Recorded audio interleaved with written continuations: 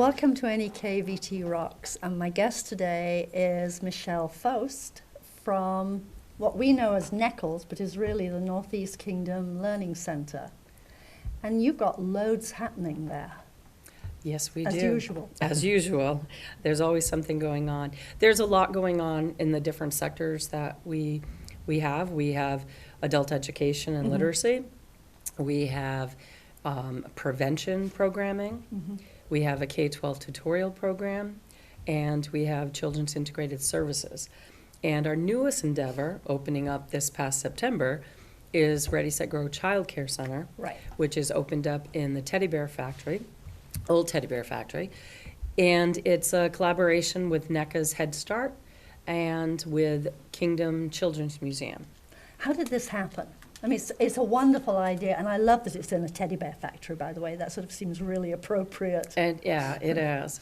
You know, there have been conversations going on for quite a while in the community with some of us that work in the human services fields and around the challenges that we see and that we experience. For NEKLS, one of our big challenges has been with folks that are coming to us for adult education and literacy. And the challenges we see for them, the barriers of childcare and being able to have childcare while they're trying to continue their education. Being able to have childcare when they finally are able to land that job that has a really nice salary and has benefits. So we were seeing that with our own families and children and students. And partners were seeing challenges, CCV in particular was seeing challenges where parents that are taking classes would end up having their a child care issue. And then they would not be able to go to class. And by not being able to go to class, they were ending up putting their education at risk. And sometimes they would end up failing the class because of lack of attendance, or having to drop the class because of not having childcare. So there have been lots of conversations around what could really benefit this area. And for me, childcare is not just about childcare. Childcare is just one component of workforce development. It's one component of educational development and educational attainment. So a while back, there was a small group of us that were talking, and we were talking at that time of looking for a planning grant. And then I was kind of pushed into, you already have this idea and it's pretty fleshed out, apply for a grant and just make it happen. Just do it. So we definitely jumped in head first into the deep end with no floaties. So good thing you can all swim. Good thing we're resilient. The original conversation started with NECA around Head Start and what their needs were. And what they were experiencing is the challenge for parents to be able to have their child have the opportunity to go to Head Start, which is an 8:30 to 2:30 program, when they're working parents. Which is crazy. Which is really hard. And so we talked about how a wraparound to Head Start would be a really nice collaboration. And it would also provide an opportunity for childcare in the same setting, so it'd be seamless, especially during times when Head Start is not in session. You know, when they have their school breaks because they follow the school calendar, and also over the summer. And so, you know, we met quite a few times talking about what that would look like, what could it look like. And also in talking with Dawn Powers and the Children's Museum, she was looking to apply for a Make Way for Kids grant to be able to finally have a permanent home for her children's museum and have it tied to a childcare. So we were approached to collaborate together and to apply for a Make Way for Kids grant, which we did. And so we received a Make Way for Kids grant. It wasn't a whole lot of money, but it definitely was the catalyst for getting this up and running. And we had looked at the Teddy Bear Factory several times, And so then finally, we just kind of took the plunge. We met with a builder and designed out what this could look like. So for me, my vision of what an early childhood center would look like would be based on a trip that I took to Central Maine, to Waterville, Maine, to view and tour the Educare Central Maine facility, which is this amazing collaboration of Head Start and childcare and early childhood programs and trainings. And so a lot of the features that you would see in the Ready, Set, Grow are features that I saw there that just made sense. So we have observation rooms for all of the classrooms.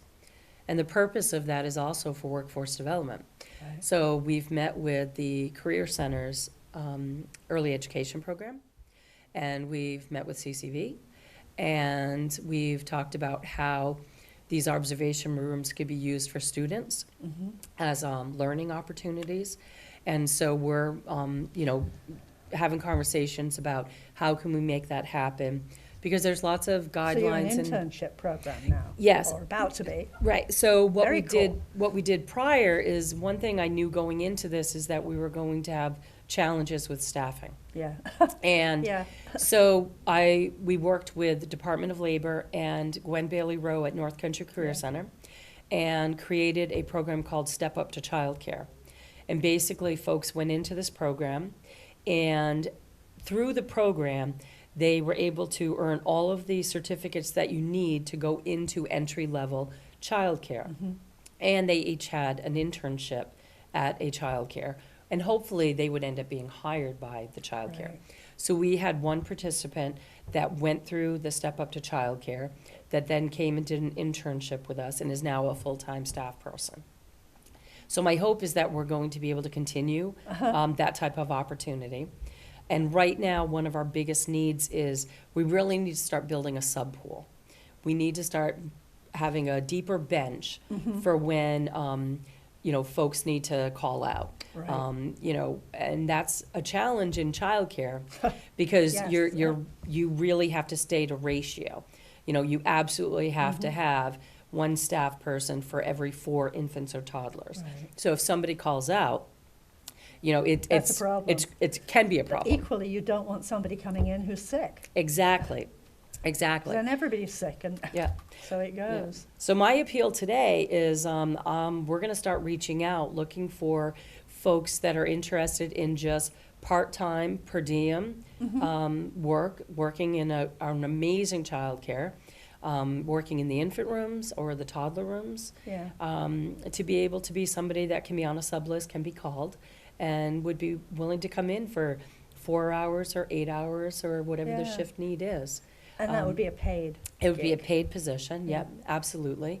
I would love to see some retired folks. I'd love to see more intergenerational opportunities in the Yeah. childcare. And so if there are elders in the community that are interested in, having interactions with children, it's a great space. And they would bring so much, they would bring a richness to the Yes. center. Yeah, so we're That's- hoping to. That's actually a really wonderful idea. It's great. I Yeah. mean, there's so much evidence about the importance and the positive outcomes from that Yeah. intergenerational Right. 'Cause combination. it's so often missing in families Mhm. for a variety of reasons. Right. Yeah. It's exciting though. We're already talking about expansion. Right now, You're we've building applied. on, is that what you're saying? Well, there is a section that we've already identified with the landlord to possibly be a school-age facility for 5 to 12-year-olds. For we've- after school? For before school, after school, school vacations, and summer. Wow, that And would be so, fabulous. yeah, so we're actually, we've applied for a couple grants. We're in the process of one application to put in our infant toddler playground, because that was one piece we weren't able to finish in the first phase. So an infant toddler playground, and then the school age expansion. And that would afford 26 children the opportunity of full-day care over the summer. Right. Realistically, the timeline, if we're able to get the grants and make this happen, we would have care available for next summer. Wow. I mean, one of the challenges with finding childcare is the cost. And I understand why it's so high, because people deserve a living wage. How are you managing to find people who can place their kids with you, who can actually afford to pay, or do you have enough subsidized positions? So we actually have a diverse population. So there are parents that pay 100% out of pocket. There are also parents that receive subsidy. Some receive 100% subsidy. Some only receive 25%. So we definitely take advantage of the subsidy program because that's so important for parents. Yes. We also have been working with employers, and we have 2 employers that are interested in exploring how they can support their employees in childcare through a scholarship type of fund. And so our hope is to continue to build out a scholarship fund that can help offset the gap between what subsidy pays or can be a benefit for an employer. How many kids can you take right now? 72. And where are you with the numbers? So there are 40 enrolled in the preschool, the 3 to 5-year-olds. Yeah. A portion of them take on the before school and after Right. school. So not all 40 are full-time in the childcare, but that number is starting to grow. And we have capacity for 16 infants and 16 toddlers. I want to say we are up to 11 infants or 12 infants Wow. with some in process of enrollment. And then I think we have at least 10 preschool toddlers. Wow. So, yeah, so It's filling fast. It is. You are going to need to expand. Right. We are going to be at 100% capacity. I would say probably by the end of January, we'll be at 100%. The kids who go to the kindergarten program at the elementary school, very often that's a program that doesn't work. Again, as with Head Start, because your kid's only there for a few hours, and how do you work your day job with that? Are those kids able to come to you? They would be able to. If Yeah. anybody had sort of made that link yet, which I'm Right. sure will happen. Right. Well, and that's where we're hoping that the 5 to 12-year-olds, that we can do something there. We do have some folks that are, some kiddos that are 3 to 5, that were not able to get into the Head Start and preschool classrooms because we're at capacity at 40. We could definitely have more room. So Yeah. we have restructured our classrooms a little bit so that we are able to take some 3 to 5-year-olds that unfortunately won't be able to participate in the blended classroom, Right. but they still get incredible opportunities for education and care. Yeah. Yeah, so it's great. And you're providing meals, food, which again is Yes. so important. So, and so that's another thing. Like, how do you afford all this? How do you Right. afford being able to Do it you know, right. do how it do you, right? How do you make it happen? Right, when- because childcare it's not a great business model. It's No. really a difficult business model. So the collaborations that are happening in that building, the shared overhead, really is supportive. So our food service, for example, we partner with Cornucopia and Umbrella Yeah. as our food service provider. And that has been a really good partnership.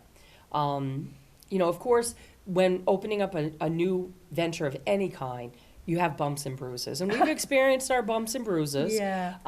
The learning curve is never smooth. Right. I have a huge new appreciation for any child care provider. God bless every single one of them because it's Yeah. not for the faint of heart. No. So, it's those collaborations, being able to have NECA and Head Start in there and NEKLS. And we also have our Children's Integrated Services program on site, which is great because early interventionists are able to work with kiddos right in the childcare classroom on things where, mom and dad are working full-time. Right. And evening hours are not an option for the family. No. So those kind of services are able to be delivered in a childcare setting. And that is a really positive collaboration. It also allows for opportunities for parents to ask questions and have on-site expertise, which is great. So the collaboration is, we're hoping that a year from now, 2 years from now, we're going to be able to prove the financial benefits of centers like this. You know, the rest of the world figured this out a long time ago. Why is it so hard here?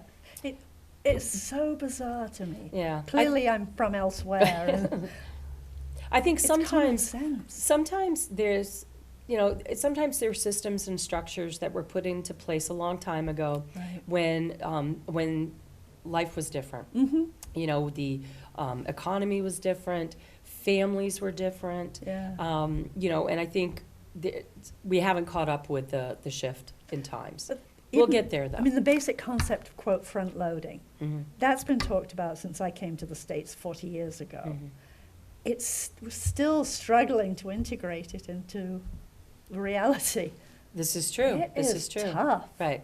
And right now, actually, we are experiencing a potential cut in Children's Integrated Services funding for July 1st. And for the Northeast Kingdom, it's a significant cut. Yes.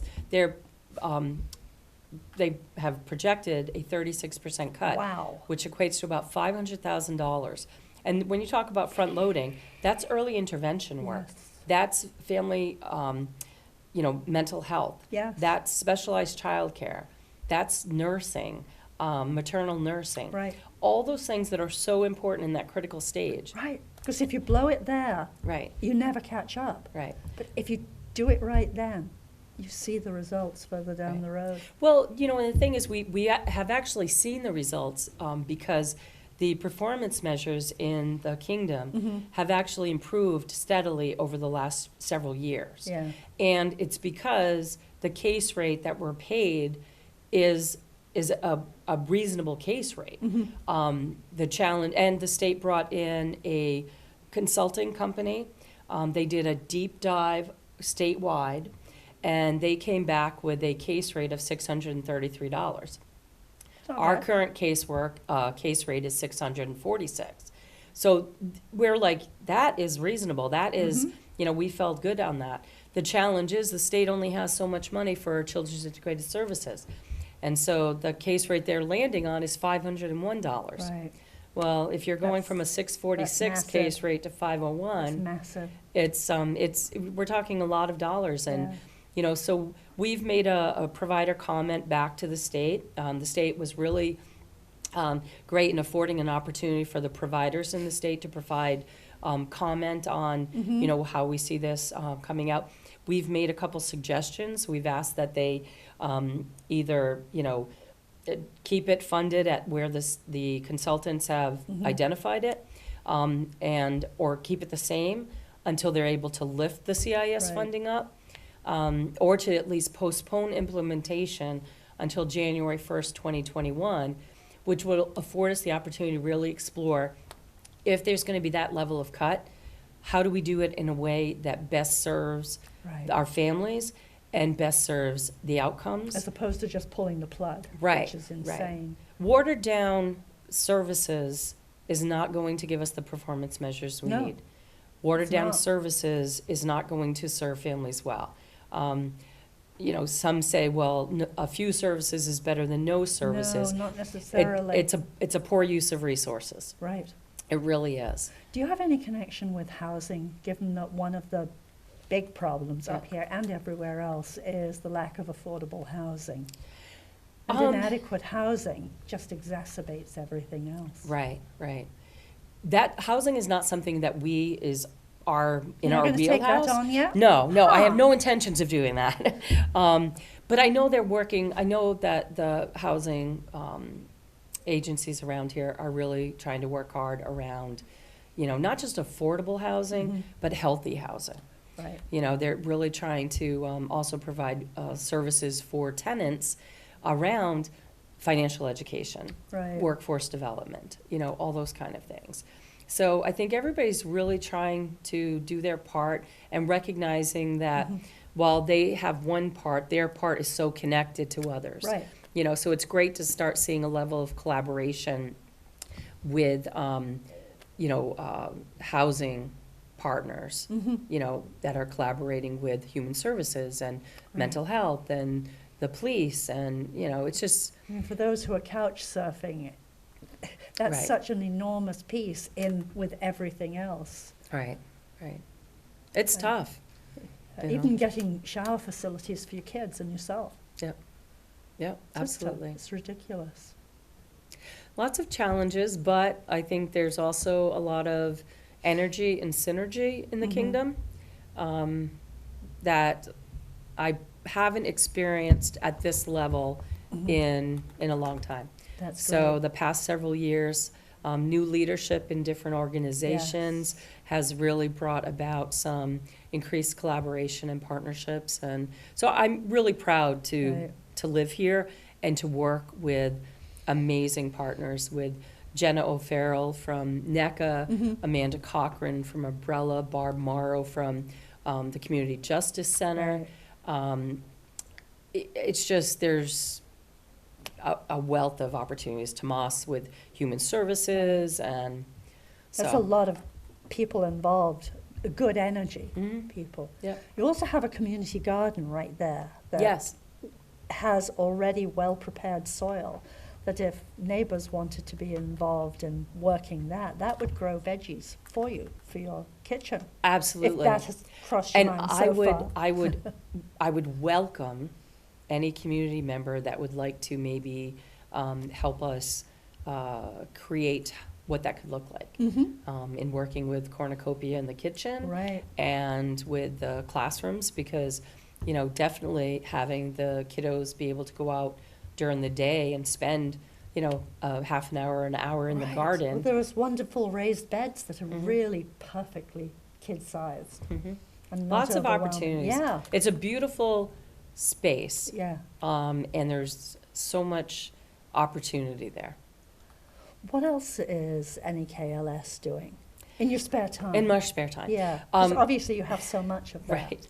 Right. So our adult education and literacy programs are doing some really great work partnering with employers. Mhm. And so one of our programs in St. Johnsbury is working with NVRH, Mhm. and our program in Newport is working with North Country Hospital and the Career Center in opportunities for a step up to health services or a step up to environmental services.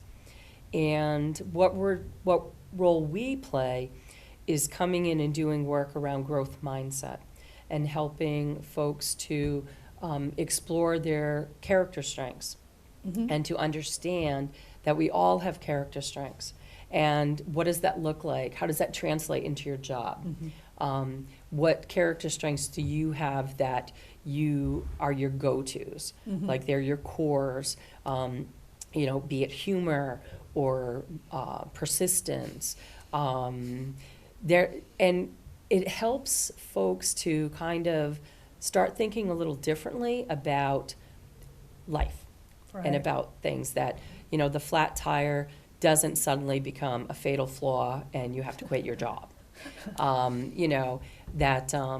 Being proactive about, things like, I've got childcare set up, but what happens if I get that phone call from my childcare provider Right. at 7 It o'clock in the falls morning apart. saying, I'm sick, I can't take your kids today? So it's like being able to think about those pieces. In the South, they're partnering with Green Mountain United Way as well and working bridges. That's great. So being able to have more opportunities of working with employers on how we can help their incumbent workers or how we can start building pipelines of workers. That would be great. So the step up to childcare, Yeah, step I'm- up to I'm health. smiling because the character strength piece is a wonderful reframe of what women in particular have been told are their character flaws. We're not sufficiently docile or dependent or... Yeah, it's just amazing when you start looking at, there are 24 identified strengths.